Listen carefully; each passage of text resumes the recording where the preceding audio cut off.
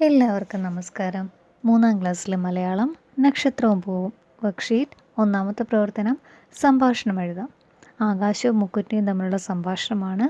നമുക്കൊന്ന് നോക്കാം. ആകാശം: നിനക്കെന്നോട് മത്സരിക്കാമോ? മുക്കുറ്റി: അയ്യോ, അങ്ങയോട് മത്സരിക്കാൻ ഞാനില്ല.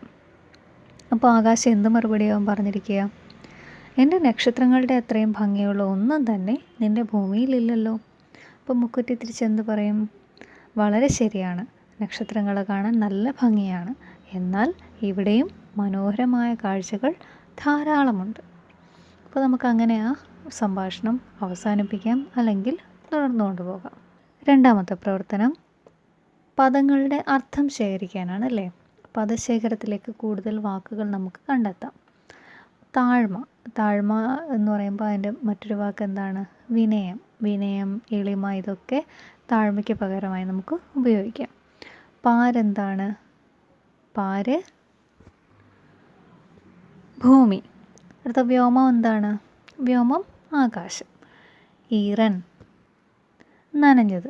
അപ്പോൾ ഇത്രയും വാക്കുകളായിരുന്നു, 2 പ്രവർത്തനങ്ങളായിരുന്നു ടീച്ചർ തന്നത്. പുതിയൊരു വീഡിയോയുമായി പിന്നീട് കാണാം. Thank you.